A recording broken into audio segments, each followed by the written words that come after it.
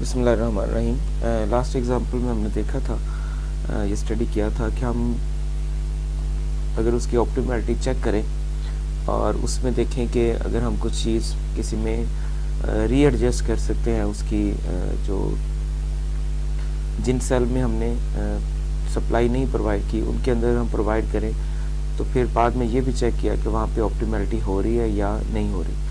तो उस हिसाब से हम उसको अब जनरलाइज करेंगे इन इक्वेशंस की मदद से कि हमारे पास जो कॉस्ट है वो इस टाइप में हम कैलकुलेट करते हैं कि हर सेल की कॉस्ट और हर सेल में जो आइटम प्रोवाइड किए गए उनको मल्टीप्लाई करके ऐड कर लें सबको और देखें कि उसमें हमारे पास क्या आंसर आ रहा है। जो हमारे पास इक्वेशंस थी बेसिकली वो थी x11 plus x12 and so on x1n is equal to a1। इसी तरह से दूसरी सिमत में हम m तक जा रहे हैं और इस तरह से a21 plus x21 x22 and so on x2m is equal to a2। और इसी तरह से हमने इसको एंड तक लेके गए थे x m1 plus x m2 and so on x mn is equal to a n। और इनको जो हमने नीचे सम किया था, यानी इस तरफ को जो सम था इसका, इस तरफ को तो a से, इस तरफ को जो सम था वो था b1 b2 and so on bn। तो इनको हम अगर इन तमाम नंबर्स को हम ऐड करके a1 में से माइनस करें तो आंसर 0 आएगा। इन तमाम नंबर्स को हम ऐड करके a2 में से माइनस करें तो आंसर, इसी तरह से हम अगर कॉलम वाइज चलते हैं और कॉलम वाइज हम इन तमाम नंबर्स को ऐड करके b में से माइनस करेंगे तो आंसर क्या आ जाएगा, 0 आ जाएगा। इसी तरह से जो नेक्स्ट है उनको ऐड करके माइनस करेंगे b में से तो भी आंसर क्या आ जाएगा, 0। इसी तरह से लास्ट वाली जो फॉर्म है उनको ऐड करके, तो उन्हीं इक्वेशंस को हमें इस फॉर्म में दे दिया गया।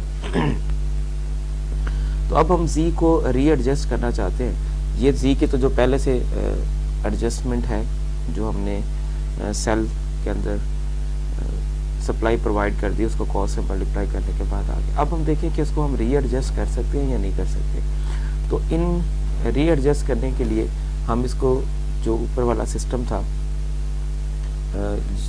ये वाला और ये वाला, उन्हीं को हमने कुछ और एलिमेंट से मल्टीप्लाई किया है जिनका नाम हमने दिया ui और vj।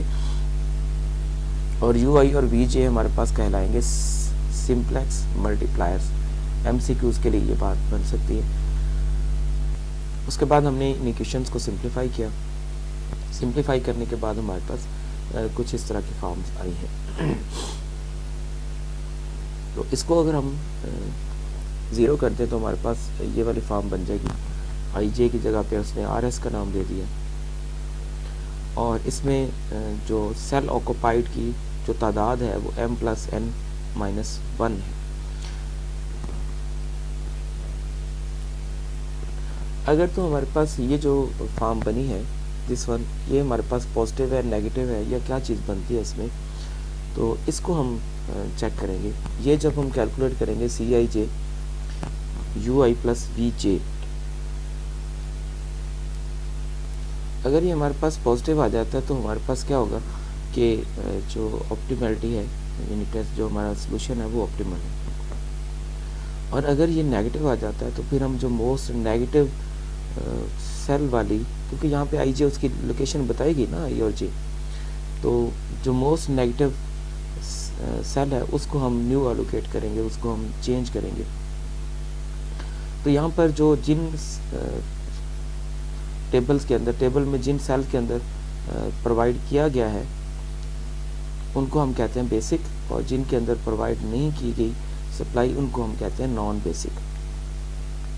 जैसे यहाँ पे इसमें बेसिक और नॉन बेसिक जो है, जहाँ पे सप्लाई मौजूद है हमारे पास वो बेसिक होंगे और जहाँ पे सप्लाई मौजूद नहीं है वो हमारे पास नॉन बेसिक होंगे।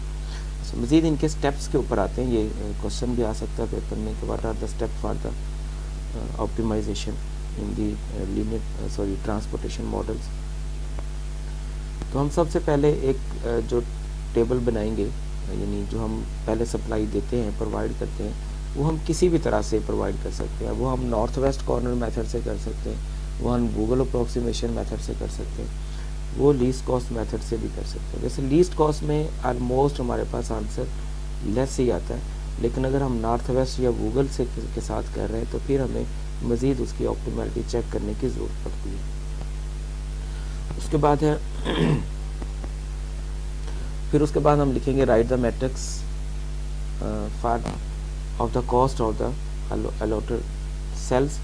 तीसरे नंबर पे हम जो m+n है उसके अंदर हम m+n का जो टेबल है उसके अंदर हम सिंप्लेक्स मल्टीप्लायर्स जो हैं उनको कैलकुलेट करेंगे। और उसके बाद तीसरे नंबर पे है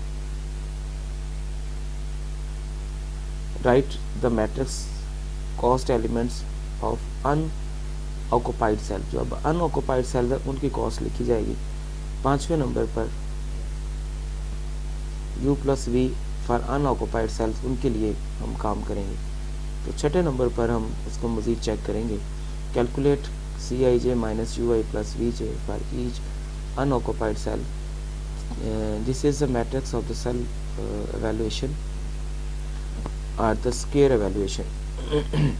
तो अगर इसमें आंसर हमारा पॉजिटिव आ जाता है तो हम कहेंगे कि ऑलरेडी हमारा जो ऑप्टिमम सोल्यूशन है वो फाइंड हो गया, और अगर ये नहीं होता तो फिर हमें इसके अंदर चेंज करने की ज़रूरत है।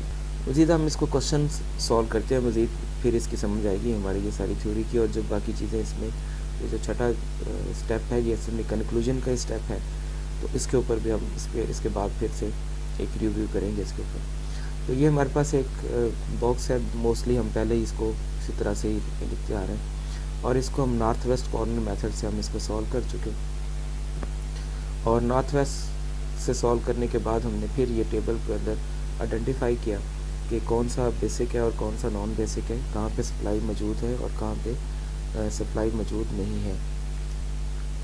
तो मज़ीद इसमें हमारे पास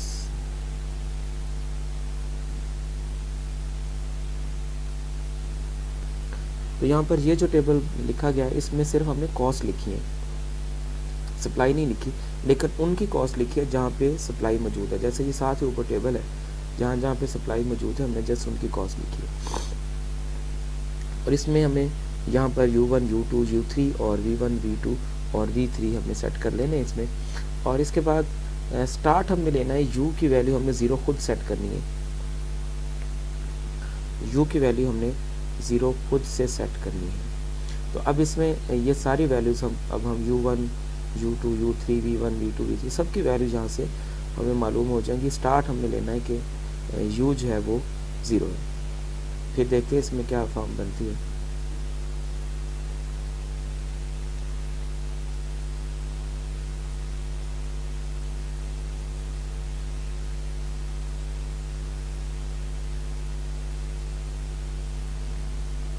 इसको कैलकुलेट करने के लिए हमारे पास ये जो पहला नंबर है ये u1 + v1 है, u1 + v1 = 5। तो u1 तो हम यहाँ पे 0 सेट कर चुके हैं, तो उसका मतलब है कि v1 की वैल्यू कितनी आ गई है, 5 आ गई। अब इसको यूज़ कर नेक्स्ट यूज़ हो सकती है v1 की वैल्यू। अब नेक्स्ट जो सेल है ये वाला, यानी जहाँ पे कॉस्ट मौजूद है, ये हमारे पास बनेगा u1 + v2। ये दो से बल्कि बन रहा है u1 और v2, u1 और v2। तो इसके लिए हमारे पास ये बन गया u1 + v2 = 7। तो u1 की वैल्यू 0 है, तो उसका मतलब क्या हुआ कि v2 भी हमारे पास क्या आ गया, 7 आ गया। अब इसके बाद जो हमारे पास ऑक्युपाइड सेल है उसकी कॉस्ट है 4, और वो बन रहा है u1, u2 + v2, u2 + v2 = 4। अब v2 हमारे पास 7 है,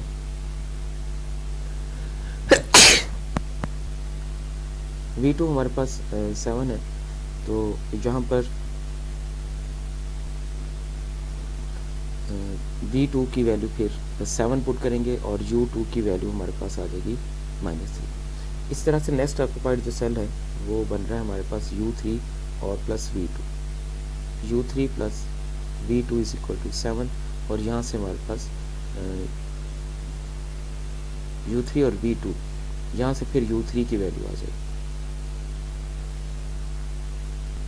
0 बन गई, यानी V2 की वैल्यू अगर हम 7 पुट करते हैं। एक लास्ट एलिमेंट बचा है जो हमारे पास है U3 plus V3, U3 plus V3 is equal to 7।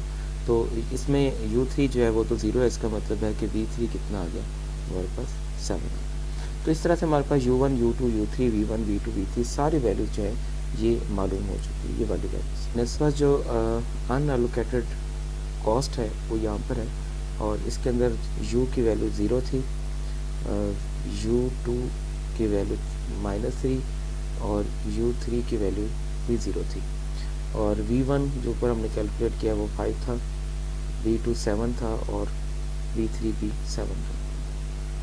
तो वो हमारे पास अनएलोकेटेड, उसके लिए हम बात करेंगे। तो अब अनएलोकेटेड सेल की जो कॉस्ट है वो यहाँ पे 8 है, और 8 जो फॉर्मूला है हमारे पास CIJ minus UI plus VJ।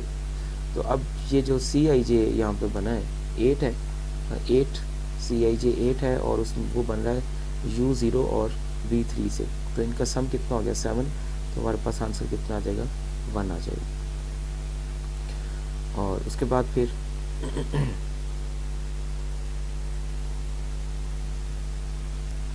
जो नेक्स्ट है उसके कॉस्ट कितनी है 6 है, और वो किन दो से मिलके बन रहा है, वो बन रहा है U3 और V7 से। अब U3 -3 है और V7 हमारे पास कितना है 7 है, तो इसको हम कैलकुलेट करें तो ये आंसर आ जाता है 2। और इसी तरह से ये जो अनएलोकेटेड सेल की कॉस्ट है 4 माइनस वो बन रहा है हमारे पास U2 और V1 से, -3 + 5, तो आंसर इसका भी कितना आ गया 2। और इसी तरह से जो 6 है ये बन रहा है U3 और V1 से, तो 6 माइनस U3 की वैल्यू हमारे पास 0 है, और V1 की वैल्यू कितनी है 5। ऐड करने के बाद हमारे पास आंसर कितना आ जाएगा 1 आ जाएगा। इसने जो टेबल बनाया हुआ है उसने टेबल इस तरह से बनाया हुआ है कि उसने अनएलोकेटेड सेल लिख दिए, और उसके बाद जो अनएलोकेटेड सेल पर U1 और V1 की जो वैल्यूज़ है ना वो पुट की हुई हैं, और उनको फिर अलग से सॉल्व कर लिया। मतलब यहाँ पे U1 0 है, U2 -3 और U3 की वैल्यू 0, V1 की वैल्यू 5, V2 7 और V3 भी हमारे पास 7 है। तो उसमें जो अनएलोकेटेड सेल्स हैं उनके ऊपर उनने को जमा कर लिया, यानी इनको ऐड कर लिया यहाँ पर U1 प्लस V3, इस तरह से U2 प्लस V3, यानी इन लोकेशंस पर U1 UI प्लस VJ उसने कर लिया। और फिर इन दोनों के जो सेल्स हैं उनको माइनस कर दिया, तो उनको माइनस करने से ये वाला जो टेबल बना है हमारे पास, और इसमें देख रहे हैं हमारे पास कोई भी नेगेटिव नहीं है, सारे पॉजिटिव हैं, तो फिर ये सोल्यूशन हमारा ऑप्टिमल है। अगर नेगेटिव आ जाता है तो फिर इसके लिए एक डिफरेंट प्रोसेस है, उसके लिए कुछ लूप्स बनाने पड़ते हैं और कुछ वैल्यूज सम लेनी पड़ती है, वहाँ से कुछ निकालनी पड़ती हैं, तो फिर जाके हम ऑप्टिमलिटी करते हैं, लेकिन वो इसमें शामिल नहीं है इस सिलेबस में आई थिंक। तो ये था हमारे पास ऑप्टिमलिटी चेक करने का मेथड।